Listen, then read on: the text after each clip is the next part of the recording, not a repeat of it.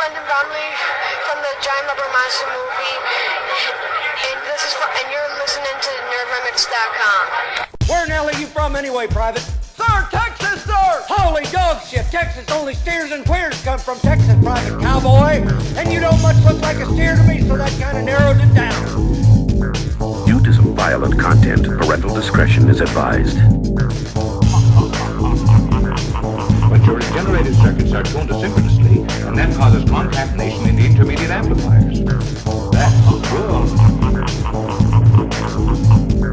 I have pain.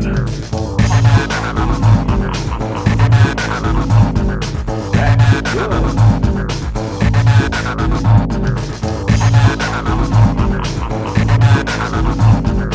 Now you're a fucking mumbling, stuttering little fuck, you know that? That's good.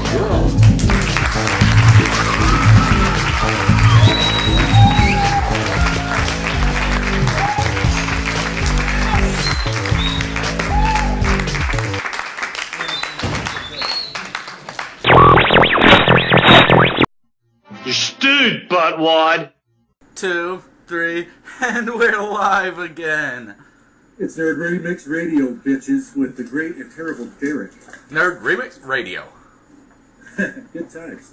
So anyway, it's been a week. Derek, you've been busy on something, so I'm going to let you hit the floor to start with. Yes, I've been super busy. I'm actually making a web series, and it has David M. Sibon in it, and it also has Thomas Berdinsky in it, and it's something that I wrote with co-writer Newt Wallen from Underbelly, and it's a video game type show called The League of Science, and it's coming out on the 15th of this month, so, you know, be on the lookout. It'll be on the front page of NerdRemix. Yeah, I've seen the first episode, and it's quality nerdy stuff. Yeah, the one thing I want to do is there are tons of homages and references in it, and for the person who can message me the most references that are inside it will win a League of Science t-shirt.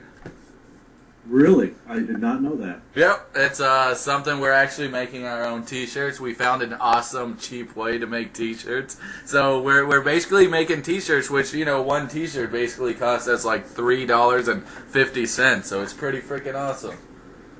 Cool. Sounds like a good time. Yeah, it is. But the League of Science, what can I say about it? I guess I can explain the plot a little bit. It's in the year 2000XX, which, in case nobody realizes, that's a reference to Mega Man. That's a free one on me. And it's the year 2000XX. And what's happening is people are saying that video games are affecting the minds of people in negative ways. So they decide to finally do a science, sort of like an experiment on people where they play a game for about 20 years or something, and then they get released in the wild. And we get to see what they do when they get released in the wild. And the first episode will be on the video game Minecraft. So for those who haven't seen or played or know anything about Minecraft, brush up a little bit on it, and then come back and watch the show, and you'll get the jokes, and I think it'll be pretty funny. Sounds pretty good. I mean, I watched the first episode, and everything seems to be pretty well done. And who else you got lined up for cast? You got any other people that's going to be in it? Not yet. Oh, the worst part is I had a few good vocal segments lined up, but it didn't really fit well at the beginning, so I should give out a special thanks to the people who did that. One of them was you, Tom Jeezy. You recorded a special... Actually, I can play them right here now, since, since they're not going to be in the series. I can play what the voices actually say. Here's frickin' Tom Jeezy's what he had to say for it. This was supposed to be at the beginning. I was going to do like a collage of people talking about how video games are destroying the minds and, you know, just how they're overall bad. And so I had a lot of people do it. Here's Tom Jeezy's. Of course video games affect people's minds in a negative way. Yep, that's... How does it feel like hearing yourself, Tom Jeezy? That is so awesome. And here's Chris, the chick from Horror Happy Hour. Hey, it's not my kid's fault he committed murder. I blame these damn video games. And just so that you know, all these would have had like an echo and stuff, and then it would have faded into the other one. And here is Dave Campfield, which is the dude who made Caesar and Otto. And this is Kids his. are more likely to get into a fight at school from playing violent video games. And then he did it again. Kids are more likely to get into a fight at school from playing violent video games. He sounds like a newscaster. Yeah, I know. I really liked how his turned out. But yeah, those were the 3 I got. I couldn't get all of the ones I wanted, but that's a good thing because I did decide to, scrap it out from the project. Oh, cool. I can't wait to see more of them. Yeah, the second episode, like the first episode, I'm pretty proud of it, but I think the second episode will be the funniest by far. We already have almost everything recorded on it. I just need to record a few things. And just so that everybody knows, the first episode is on November 15th. The second episode will be on December 1st. We'll be we'll be releasing them on every 15th and every 1st of every month until like our first season is done with. I don't know how many episodes I want to make season 1, but this so far, if I'm making them because if they get a lot of hits, that would be pretty awesome and I'd keep on making them. If they don't get a lot of hits, the first season might get cut short. Oh, I see. But I think it'll get a lot of hits. Who knows? I mean, doing it bi-weekly is cool, but you got to keep people in the cliffhanger type thing. Yeah, I have to say though, this is not a low budget. This is not a low budget web series. It is definitely not a low budget web series because I think in order to be a low budget, you actually have to have a budget. So it's a no budget web series. Yeah, not one penny was spent. And I think we had a few. We actually have a little bit of blood in it, which actually really looks cool. Thanks to Steph, our practical effects artist. She actually did a good job, which is funny how she did it. She used toilet paper and all sorts of weird crap, and then this tree bark that I picked up from outside. All right, awesome. Yeah. So we got that going for us, and also a few other things I want to talk about is I want to talk about Breaking Glass Pictures. It's this, what do you call it? It's a production team, or they release a few movies every year, and it's you can check them out by going to BreakingGlassPictures.com, and supposedly they're gonna have, I don't want to say anything that's not true, but I think they're going to have like 20% off everything. And they have some really good movies in there. They have Hanger. They have Bleeding Lady, Ticked Off Trannies with Knives, Somebody's Knocking at the Door, and Brain Dead. And then there's a few movies I wanted to talk about, which I saw from them, which are okay. One has, What's that dude's name who played Jason? The name's escaping me right now. Hodder? Yeah, Hodder. He played in this movie called Exit 33, and while that film, it was alright, but it didn't really have much gore. It seems like, from what I remember, it seems like there was more blood than gore, and then they had a silly twist ending. That one was okay. I wouldn't really recommend it. And then they had George, a Zombie Intervention. Now that one was funny. I do recommend George, a Zombie Intervention. It's basically... What the hell is that? Oh, it's Kate Hodder. Oh. It's a little bit too late though. We're talking about George's zombie interview now.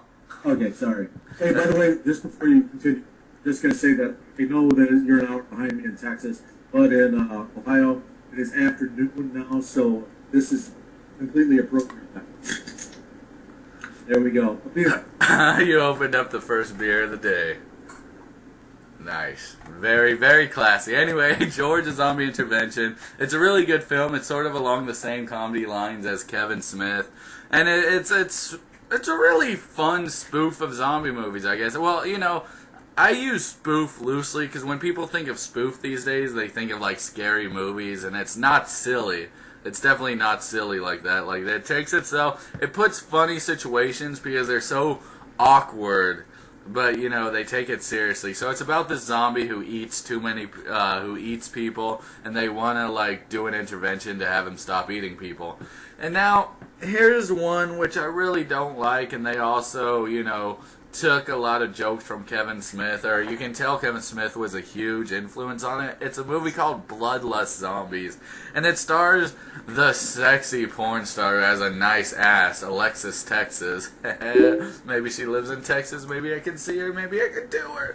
But anyway, that movie was not too good. It was alright, but some of the jokes were funny, but all in all, it just, I wouldn't recommend it. I see.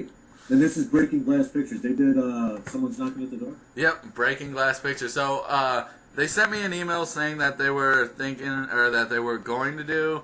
Like I said, I don't want to say the wrong thing and be wrong, and then people be like, how dare you say something? But, they said it might be 20% off, so that's breakingglasspictures.com. Yep. Okay. So we got those. We got that going for us, man. So also a video game I've been playing, which I just want to talk about right quick. Don't judge me too hard. It's the new Elder Scrolls Skyrim. You see, like with such games, I could have bought Modern Warfare 3, or I could have bought Battlefield 3. But instead, I decided to go with the badass Elder Scrolls Skyrim, which is reported to have over 300 hours of gameplay. And so far, I'm like 12 hours in, and I haven't even touched the main storyline yet. I've been doing all these side quests, and I'm far as shit. I'm like 8 hours or 12 hours into the game, and I haven't even touched the main storyline yet. Wow, that's amazing that you can play a game for 12 hours. Yeah. I know. It's a pretty incredible game. Like most games these days, they're over within 6 hours, 4, 6 hours. Just very fucking short, and that's bullshit. I don't think games should really be that short. I mean, they're now more expensive than ever, and you can do so much with video games these days. So you're saying with all this technology, they're shorter than they were in the fucking Super Nintendo days?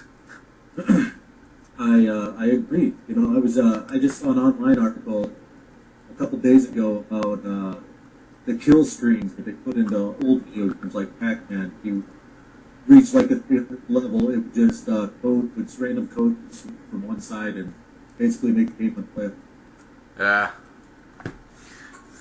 That's so. Sorry. Anyway, I was blabbing on for. Alright, so anyway, that's all I have to share. What about you, Tom Jeezy?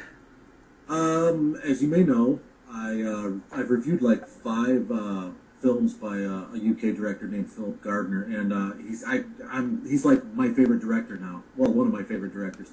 I really enjoy his movies and everything, And he actually gave me a part in his new film that's coming out, Men in Black: The Dark Waters, and I've been plugging that like big time. So excuse me for being a shameless shill for myself. But him and some other people started an online magazine called Awesome. And you can find that at awesomeonlinemag.com.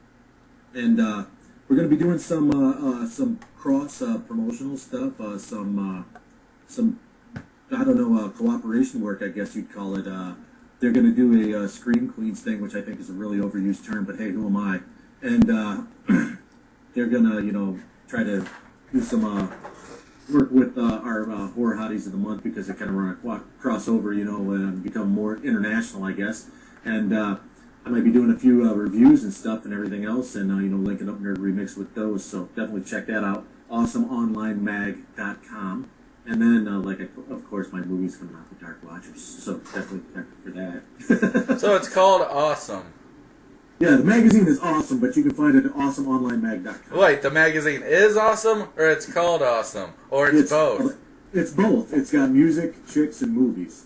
And, this seems like a weird paradox. Let me think for a second. It's awesome. It's called Awesome. Well, I don't know if it actually is awesome. It's awesome to me. It might not be awesome to you, but it is awesome. So, wait. It might not be awesome to me, it might not be awesome to you, but it is awesome. It is awesome. So, it's awesome, right? To me, it's awesome on many levels. But, for you, it might be just plain awesome. But it's still awesome. It's still awesome. Okay, so I think I get it. So no matter what, it's awesome. Yeah, and Phil Gardner, you gotta respect that he He does some cool storytelling. He's got some cool movies, and he fills his movies with hot British actresses that are not afraid to take their clothes off. And he's got to be commended for anything but that. And, you know, there's so much more that, you know, his films offer. But lowest common denominator, if you like hot British chicks and they get naked, then definitely check out his films. But there's a lot more than that to them. I like the accent. I always like hot British chicks' accent. It's like they could say anything, and I'll just find it really sexy. Like, if I ever get arrested by a British chick, that would be the sexiest time in my life. I'd be like, yeah, throw those handcuffs off me. Nice. That's a visual I probably could have done without. Well, here's another visual you could have done without. No, I'm not gonna say it. I'm gonna let our fans have the decency to not imagine me in such poses as the 69 switch up. Nice. And speaking of visuals, I got a hold of 3 DVDs. I haven't watched any of them yet, but I'll definitely talk about them on the podcast. When I do watch them, I won't do like full-fledged reviews on them because they're porno parodies of horror movies. I picked up, let's see, Scream XXX, which I'm assuming is a parody of the Scream franchise, only with 3 X's. And I picked up This Is Not Twilight, which is a porno spoof of Twilight. No word on if people sparkle, but maybe the vampires in this one will have genitals. Maybe they're jizz sparkles.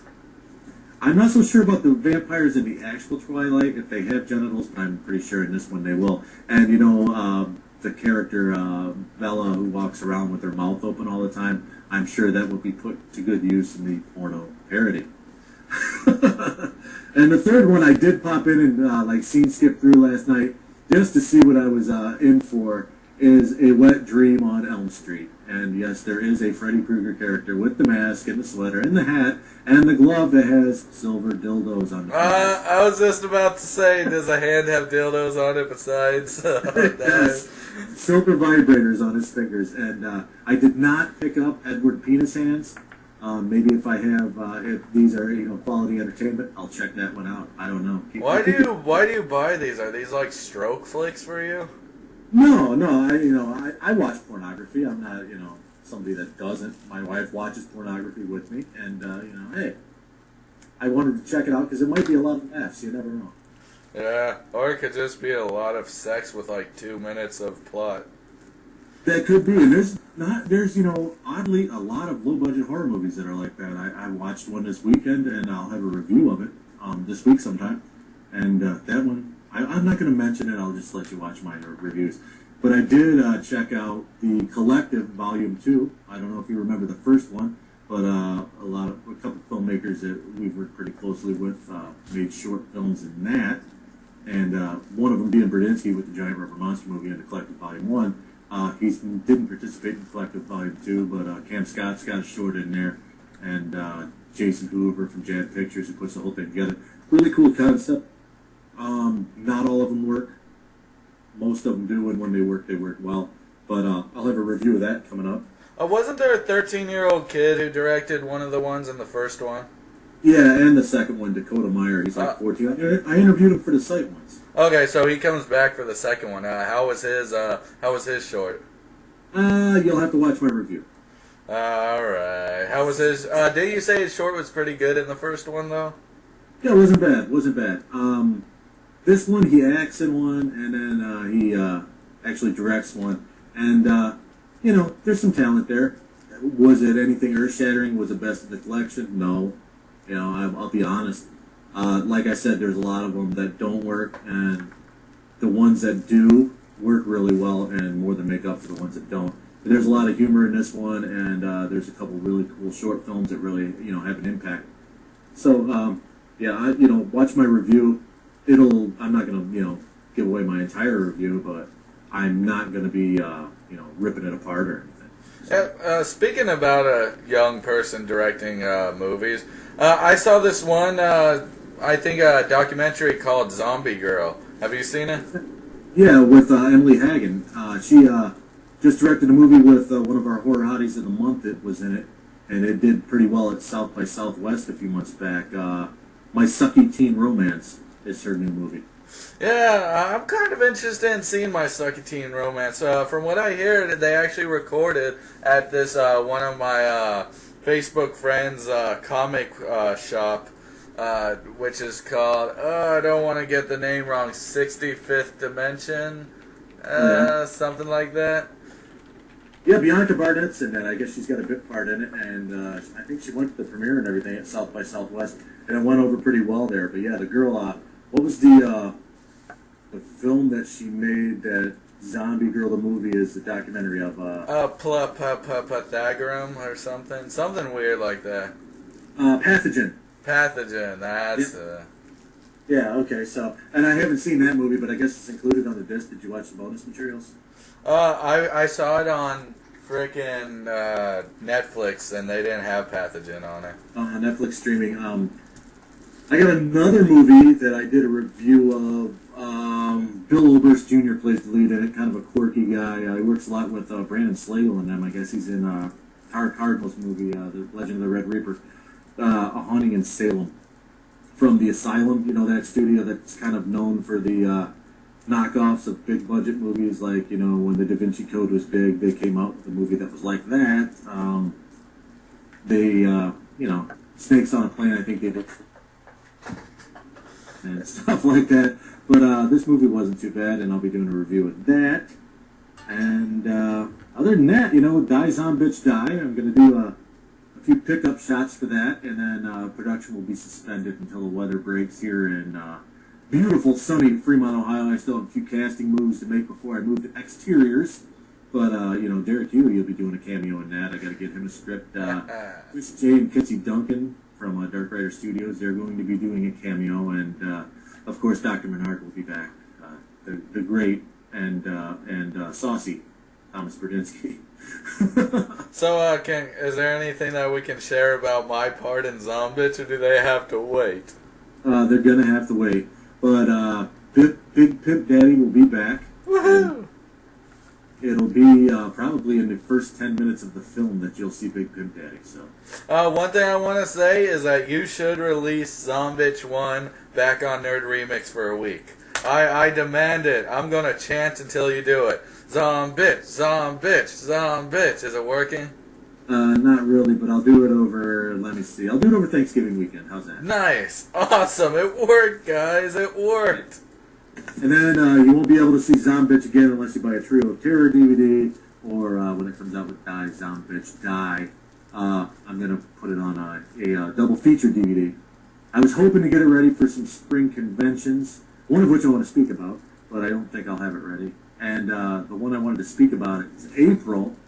It'll be the 4th year in a row, and it gets better and bigger every year. Motor City Nightmares released their tentative guest list for the April 27th through 29th convention in Novi, Michigan, just outside of Detroit. It was a lot of fun last year, and I got to hang out with Jimmy O and April Burrow, who are just finishing up Chainsaw Sally Season 2. They're officially in post-production on that. And you might have seen our creep-tastic birthday video for Debbie Rashawn. She was actually at the Burroughs for her birthday while they were shooting her scenes for Chainsaw Sally Show Season 2. But Motor City Nightmares, back to that. Really cool guests. They got basically a lot of people from last year, and then they added some more people. Tony Todd's going to be there. Kane Hodder. Dee Wallace is going to be there. Who else we got? We got George Costanza from Night of the Living Dead, the sheriff. I met him. Kira Schoen, John Russo from the original Night of the Living Dead are going to be there. Let's see, who else do we have? Doug Bradley, Pinhead from the Hellraiser movies. I got a picture of me and Doug Bradley together. He said he'd swallow my soul, but I misunderstood what he said, and I said, "My place or yours." Really? No. Good times.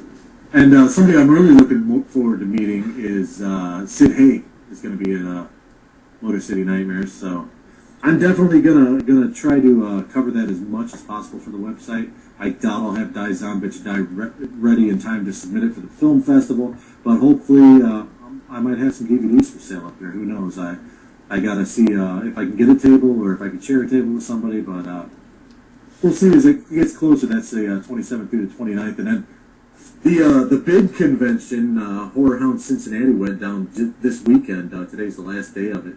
I wasn't really impressed with it when I went to it last year, and I thought it wasn't really ran very well, and there was a lot of glitches, and I don't think the Horror Hound staff really, I don't think it was they didn't know what they were doing. I don't think they cared what they were doing, basically. And it wasn't a really positive experience for me. Like I said, they had cool guests, but all the indie people were stuck in a back room that was so far removed from the rest of the convention that it wasn't even funny. And this year, other than really the Pet Cemetery reunion, which, I'm sorry, man, the people in Pet Cemetery haven't really done a whole lot of outside of Pet Cemetery, so I'm not really, my pants don't get tight when I see that on a convention guest list. I mean, Fred Gwynn's dead, so you can't see him. Well, you probably could, but he wouldn't be very entertaining. They'd have to dig him up. Yeah, Herman Munster. They did have most of the cast of The Walking Dead, except for like Rick Grimes and his wife and the kid that got shot. But well, that's pretty good. I mean, The Walking Dead is a pretty popular TV show, which I really enjoy. But okay, sorry, I'll talk about that later after you're done.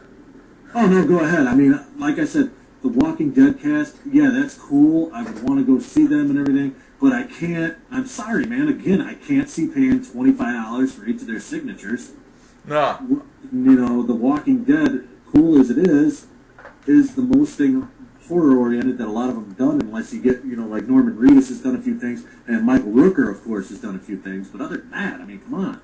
Yeah, they really haven't done too much in the horror section. But I do want to say that Walking Dead is an amazing show. But this season, it sort of feels boring. It's like they're not doing anything. They're staying at the same fucking spot. And there's a few moments in a few episodes which were kind of cool, like in the last episode when the one lady got ripped in half and her whole half body fell into the well. That was cool. But, besides that, the show, I don't know, this season's sort of a disappointment. It's like they're not moving anywhere. They're staying stationary. Time is moving by so slow. What is it, like only 2 days or something has been by? I want to see more of the world out there, but I'm afraid this whole season will be about finding that stupid fucking daughter who was too stupid to listen to what the dude said.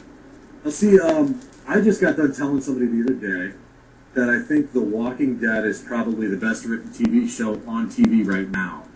I think what they're doing this season is more of what a lot of people, I mean, I've never read the comic books or the graphic novels, whatever you want to call them, but the main thing that people told me about it is The Walking Dead in the title doesn't really refer to the zombies, it refers to the people that are living.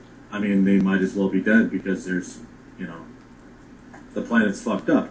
But I think that's what they're going for more of this time. And, yeah, I do agree with you. They're spending a little too much time on the old man's farm, which, last week he might be kicking him out. Who knows? But one show this year that's in its, season right now, midway through its new season right now, that I started out disappointed and now I'm hooked, is Dexter. I thought the season started, have you been watching it? I've only seen season 1. I thought season 1 was really good, and then I watched like 2 episodes of season 2, and I was like, oh my god, this is horrible. And I stopped watching it. I see, this season started, I think it's season 6? Probably. I mean, it's they're getting up there. It might even be season 7. But, this season started, and I was like, okay, it's getting formulaic. You have a serial killer of the season that, Dexter's fascinated with because it makes him face a certain part of his life or reconcile a certain belief set of his and everything else, which is kind of along the lines that the other seasons followed.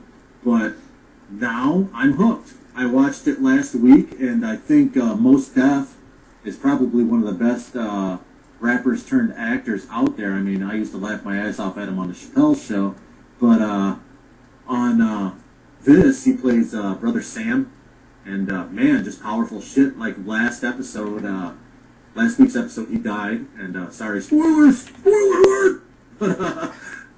I was like, wow, this fucking guy deserves an Emmy for this. And, hopefully he'll win one. Because the last guy I watched on a cable TV series that I said deserves an Emmy was Peter Dinklage for Tyrion Lannister. And goddamn it, he won. His midget ass won Best Supporting Actor in a Drama Series. So The last the last rapper I saw turned actor was Sticky Fingers whenever I watched the Blade series, and goddamn is that series. The movie, the beginning movie to the series was okay, I guess. I mean, they have some good action scenes, and, the effects aren't too bad. But it's just stupid, man. I have to admit this. That series was horrible. Sticky Fingers. It was so bad. Sticky Fingers, he tries too fucking hard to be a badass. Maybe I should be a rapper and call myself Sticky Ass. Sticky Jesus. With the Z's instead of S's. Man, I don't know. You have a sticky ass most of the day anyway. So it won't be too much new on your behalf. Fuck you very much. I appreciate that. Yeah, well, anyway, dude, I've been so addicted to Skyrim, the video game. I'm going to be playing that for a long time to come. I got a few screeners in the mail. I got a few things I still have to review, but I'm going to have to go screener hunting again, and hopefully I can find some directors that are willing to give it up for NerdRemix.com. That are willing to give it up. By the way, speaking of which, who's been watching Beavis and Butthead? I caught 2 episodes of it the other night, and I laughed my ass off. And my brother was over, my older brother, and we sat there and watched it, and we laughed our asses off through the whole time, and my wife is sitting on the couch looking at us like we were fucking crazy. Maybe it's a dude thing. Maybe only dudes like it. I don't know. But for some reason, every time I talk to girls about it, they're like, that show's stupid. And every time I talk to dudes about it, the mere mention of their name, they start laughing. Yeah, I know. I got the first 3 volumes of the Mike Judge collection on DVD. And I tried to show it to my 2 youngest kids, and they were like, this is the stupidest thing we've ever watched. That's so funny. Hanging behind me off the corner of the one shelf in my bar here is like vintage Beavis and Butthead keychains. They're about like a 6-inch figure of each one on a keychain, which is completely ridiculous as a keychain. But I got them hanging from the one shelf here in my bar. Nice. Yeah, so, I don't know. Do you have anything else to say? I don't have anything else to say other than if you're listening to this, you guys suck as far as entering contests, and if I ever see you and you don't enter a contest, I will kick you in the balls, because we did a contest last week and 1 fucking person entered. And he won. What'd he win? He won a very cool Nerd Remix prize pack with a autographed 8x10 of Lilith Astaroth, a autographed 8x10 of Jessica Cameron, who, my God, is smoking hot. I just can't get over how hot that girl is and how cool she is. Listen to my interview I did with her a couple weeks ago. And also won a little lobby promo card from Thanksgiving, donated by you, that were signed by the director. And he also won a limited edition Fear of Clowns DVD from Kevin Kangas. Guy that won it actually is a guy I work with that I kind of corrupted into the indie horror world, and he frequents the site like daily and checks out what we have, and yeah, he got on, and all they had to do to fucking win was listen to the podcast and say something about Derek's balls on the Nerd Remix. Oh, what did he say about my balls? He said your balls were so big you need 3 shoes. Nice. Oh, one thing I have to mention before we end this, since it is Vincent Price month, what have y'all been watching for Vincent Price? I did pop in Pit and the Pendulum. Oh, me too. Excellent film. Actually, my wife's favorite Vincent Price film. So yeah, we watched that. I gotta revisit probably House of Wax. I haven't watched that in a long time, so I'll have to check that out. What I really want to do is I really want to do that thing that we were talking about The Last Man on Earth. Well, we'll have to try to make that happen this week sometime, or maybe next weekend. Depends on what I got going on. I've been busy so much. I haven't been able to update the site because I've been busy with this web series, which hopefully it all pays off and y'all all love it, and that will give me an excuse why I haven't been posting up funny Vincent Price pictures this month. I will carry Derek's weight, and I should post probably 3 reviews this week, and hopefully I haven't scheduled it yet, so if it happens tomorrow, it probably won't be included with the podcast because it'll probably happen tomorrow night. but I will be interviewing Lilith Astaroth. So you'll have an interview with her. She's an actress, model, musician, and she does a lot of cool shit. So you'll be able to check that out. So we got some cool stuff coming up. Like I said, the series is debuting on the 15th. Yeah, the League of Science. And with our help, it'll air on every computer in the world because we have been training and we have been studying the internet, finding out how we can make it air everywhere. Global domination is our ultimate goal. And while you're on the site, check out Monique, the original Godfather Bree, our horror hottie of the month, looking smoking hot. And we've got another one online. I actually have horror hotties booked until March. So we got some very lovely ladies coming up, and you'll be able to check them out on the only site that you'll ever need, NerdRemix.com. And now my words. We change the name of the site to NerdMotherfuckingRemix.com. That's more appropriate. Now my words of wisdom. Hey, if the stove's hot, don't touch it with your hands. Absolutely. And with that, we're out. I'm Tom, and that's the great and terrible Derek Huey. Yeah, man. Have a good one, Nerd Remix Radio.